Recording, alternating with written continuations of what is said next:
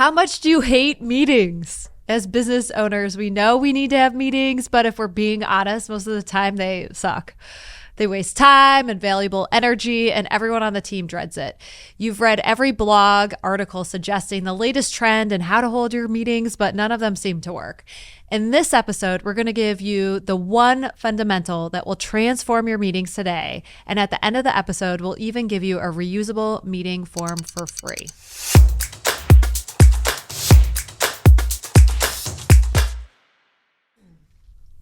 All right, Jeremy. So we're talking about how to stop hating meetings using a virtual assistant. Cancel them. Easy peasy. Thanks for watching. Cancel all the meetings. No, I was as I was getting prepared for this episode, I was thinking back. I went down memory lane like a decade ago. Remember that restaurant, Duggar's? Oh man, that was the best restaurant. It was. It was good. It was right across from our office. It ended up having a fire years later, and then I think it's a parking lot now. It is. But was it Wednesday? I don't know. I think it was every Wednesday. All the people who were in charge at Wistar Group, our property management company, would go to lunch, and we had a ball. I mean, I really enjoyed it. Was good. Those it was meetings. the best food in town, I think. And not just the food, but like, you know, we had a bunch of laughs, and we had. It was a great time. We totally enjoyed ourselves having these lunches, and we used that time as our meeting time. And it was fun, which is why we didn't want to change it for like 2 years and it was so enjoyable. But in those 2 years, I think we kind of stagnated. Do you remember that happening? Yeah. And the meetings were, while they were fun, they didn't exactly help us get to a next level, which is kind of where EOS kicked in. Yeah, and we're not going to be promoting EOS in this thing, but what are the various components of meetings that actually make them work? Because you don't have to be an EOS subscriber or whatever it is to make things work. We're going to talk about the generalities that make meetings successful that will move the business forward. So anyway, but yes, we started using EOS, but I want to talk about some of the reasons why we never succeeded. Well, we sustained our business, but we never grew utilizing the really fun Duggar's meetings. And one was we would get overwhelmed. I do remember having this constant feeling of being overwhelmed at those meetings because obviously at any business, there are like 5 million things you could be doing. And so we weren't good at prioritizing. We would just like have shiny object syndrome every Wednesday and be like, oh, I really should prioritize that. And there was never like a quarterly goal. Right. No, I never made that? it. Yeah, it always became, well, I would like to say that those meetings really essentially became, what's up for the week. But then at the end of that week in the next meeting, we never actually went back to check to make sure that the things that people had said that they were going to do was done. And that's not a recipe for success. Well, that's the second thing that was wrong with it. So we never prioritized goals, and then we never held anyone accountable. Right. And then we didn't have our computers in front of us, so we never really looked at the metrics during that meeting. Yeah. Because we're at a restaurant. Yeah. Now, I know a lot of businesses operate this way, and the advantage is it's really fun. And you feel like personally connected with your teammates when you go out to lunch every week. The negative is without the accountability, without the organizational structure to really focus on specific initiatives, instead of just being like, oh yeah, we should do that, and oh, we should do this, and if everything's a priority, nothing's a priority.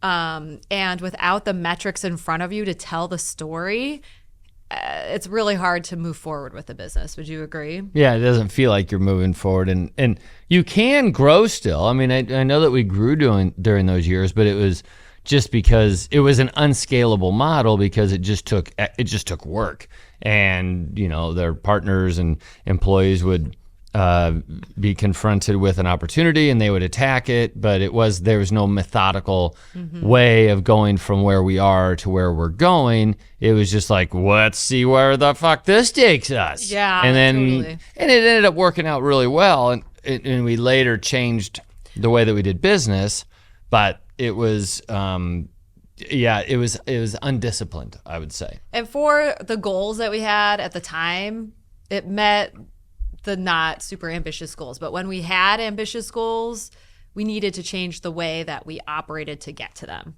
You know what I mean? Yeah. So, okay, so we're going to talk about kind of a confidence shift, because when you go from that type of meeting structure, you're just kind of playing small. It's fun to play small, and it's all about relationships, and everybody loves, the relationship-driven business. And it's a lifestyle business. Like, you could probably stall or maybe just grow it at the rate of inflation and be fine. And that's what we were doing. And, we fed 3 families in the executive level, three households at the executive level. Yeah, and I think we had 40 employees or something with our maintenance staff and everything. So, it was great. It was a great lifestyle business. But to get it to that next level, first of all, it takes confidence to have a more structured meeting structure, because when people don't adhere to the meeting structure, you got to be a little bit like loving but tough. So there are 3 things that I guess we should back up. So ideal meetings have 3 things involved. One is a structured agenda. The second one is using metrics to make decisions, so having updated metrics at your weekly meetings.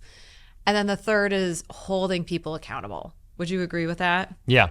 And if you want to talk about the first one with the agendas, really the way to help make sure this works in your company is that whenever you get a meeting invite, don't accept it unless it has an agenda attached. Because how are you supposed to prepare? You can't even go to the meeting with what you need to be useful in the meeting, so just deny it and don't show up, and then inevitably you could be nice and just be like, I don't know what this meeting is about. Well, that's what ends up. So then you can do that, and then that becomes the regular. That becomes a routine. At some point, you just have to say no, and then make it so that they update the agenda, and then you can accept it. Because if you don't have the confidence to just deny the meeting because it doesn't have its most important part, then you're going to find yourself having email exchanges and phone conversations every time. And you're not really respecting your own time. Yeah. And so we're friends with a lot of entrepreneurs, and it's interesting to watch people gain confidence over time of accepting mediocre meetings and then going to being like, I love you, employee, you're fantastic, but I can't even justify this 30-minute one-on-one because you're not prepared. Yeah. And you can still be nice and clear and have high expectations. And I think as businesses move along that trajectory, that business journey, they go from the Duggars meetings. I think everybody kind of starts there. Yeah. And then you go to a place where you're like, if your one-on-one form isn't filled out, we're not doing this one-on-one. I mean, I'll reschedule for when you're ready, but we've got to be prepared for this. So how can a virtual assistant help you with this, especially in the transition of going from like a Duggars meeting mindset to we're going to be organized, we're going to hold ourselves accountable, we're going to operate like the business that we want to be and be organized with agenda, with metrics, with holding ourselves accountable. Your remote professional, your virtual assistant, executive assistant can make sure that the day before or 2 days before the week of that you're working, that your calendar is filled with meetings with agendas. And if a meeting doesn't have an agenda, which sometimes can happen with clients because not everybody is operating the same way, right? Like clients and vendors will be like, hey, let's just talk for 30 minutes, and there is a place for that. But internally, there should be no meetings without agendas. Yeah, for sure. And so in those meetings, you'll want them to look at your calendar ahead of schedule, make sure that the agendas are in those meetings and that the metrics that you'll be going over are housed in the software that you use to house metrics, so that you're not going into a meeting without the data to inform the decisions that you should be making in that meeting. And actually, I was thinking about my last answer. I think it's even like, especially if you have a client services manager or something, they're like, hey, a client wants to talk to you. Can I set up some time? Yeah. But if they set up that time and there's no agenda, like you can really go into one of these meetings without any idea of what you're supposed to talk about. And those are kind of weird meetings. Those are, hey, how are you doing? What do we want to talk about? Just like make sure that if you're helping somebody set up a meeting, whether you're the assistant or a client services manager, put an outline in there so that or like what happened, what's the history, what are we trying to do? Just some sort of a framework that you can work off of. And you can even just say, like, have the assistant be like, hey, Jeremy is happy to meet with you, but he likes to be prepared for the meetings. Yeah. How should he prepare? Yeah. And then that's like a nice way of being like, what's the point of this meeting? Yeah. How does he prepare? Okay. And having that kind of meeting structure, man, you're not going to waste so much time. You're not going to waste your time. Like each minute of that workday is going to be productive if you operate with that kind of cadence and organizational structure. Yeah. But also, I mean, it happens in our meetings. We have used the 90.io software and the KPIs are supposed to be in there. And then somebody doesn't have their KPI in there that may be from a different team.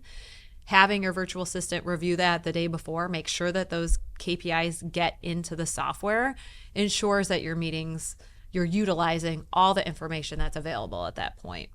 It's really important. And just a little thing about KPIs, you need 6 data points to see a trend. So if people aren't filling out the data or, that's another thing. Or skipping. They're skipping the data or they decide that one KPI randomly is not worth doing. Make sure that is a deliberate decision and get rid of that KPI on your organizational. Otherwise, it looks like static and it devalues the rest of the KPIs because you don't need it. At least there's an example of a KPI, which is supposed to be the most important metric in the company, that doesn't really matter. So now it dilutes the value of all the other KPIs because do they really matter? Yeah, it's really important. So having those KPIs filled out, super important. The other thing, so we use the level 10 methodology where you have the teams and the teams have goals. And in those goals, they're in charge of getting those things done. Where executives get in trouble is when they are going outside of the level 10 methodology. So let's say an executive wants to meet with the marketing team, but they're not regularly in those weekly meetings. Then they ask for a bunch of to-dos or a bunch of follow-ups from that team, but there's no methodology to write that down and hold those people accountable. So that's where an executive assistant can make sure that they are writing down the actual to-dos of that person and then following up to make sure that those are getting done. And that they're ready by the time the meeting comes around. Yes, and have that next meeting scheduled for when those things have to get done. And then what ends up happening is after just a couple of weeks of somebody following up and a couple of days before the meeting, things start to get done without any sort of a trigger. There's no last minute response mechanism for, oh God, the meeting's in an hour. Backfill all the information. There's no thought that in that situation, there's no thought that's put into it.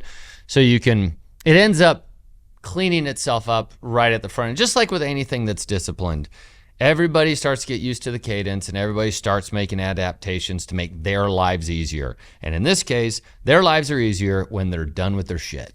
And then your culture transforms. Just this one accountability methodology, just this not accepting meetings unless the information is there, just making sure that your virtual assistant is making sure people are prepared before they meet with you.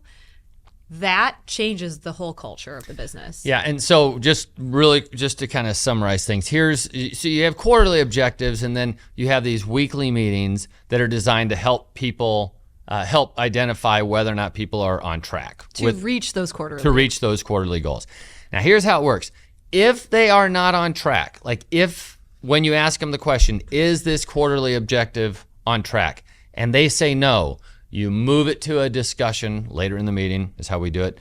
And then you ask them what the obstacle is. The team decides what they can do to help or what that individual can do to help get past the obstacle. And then that becomes a to-do in the short term. And so those to-dos then are discussed in the next meeting, like, was that done? Did it help you get back on track? So that's kind of how everything ticks and ties together. And it's I think, a really important part. That's what brings that discipline and that special cadence to successful meetings. And I would just say the one-on-ones are another way to dig into those projects to make sure they get done. 60% of projects at any business don't get completed. Oh, yeah. For sure. And if you're one of those businesses that actually can complete projects on budget and on time, you're a unicorn. But having a virtual assistant, ensure that these meetings are ready ahead of time, is one of those things that will help you get there. I would go so far as to say that if you are the type of person that seems to think that really meetings aren't going to be ever really going to be valuable or useful, or you don't want to work on it, I would go find a job. Like, quit your company, sell it, do whatever you need to do, and go work for a company that's larger so that you can see it actually operate. You'll then be convinced that it's worth doing, and then maybe you're the right person to start a company. Wow. Yeah, tough, Jeremy. I mean, if you Very can't do tough. it, you're just not the right person to be an entrepreneur. If you can't adapt, get out. I would take a softer approach, because businesses, like, we had the Duggars meeting, and the Duggars meeting worked for where we were. I think if you're looking for explosive growth, what you're saying is true, if that's the objective of the business. But you could run a small business in a way that's loosey-goosey, but it will reach a point where it hits a wall. Yeah, and if it's not scalable in today's society, in today's business environment with AI and venture capital, I mean, mom and pop shops are going to be at a disadvantage unless they can connect to an infrastructure that makes them act like they're a much larger organization, and meetings are a big part of that. I mean, it's obviously a thought experiment. I'm not saying actually go out there and sell your company. I'm bad at meetings. I'm bad at meetings, everything. but you might want to consider that if you can't run a meeting effectively, you might not be the right person for. Well, you could grow, though. You could just identify. Oh, this is the trigger for that. Like, identify it. Now that you know, yeah, you kind of have to. If you want better meetings, download our free one-on-one meeting guide. It's in the show notes. That's a wrap. We'll see you next time on Bootstrappers.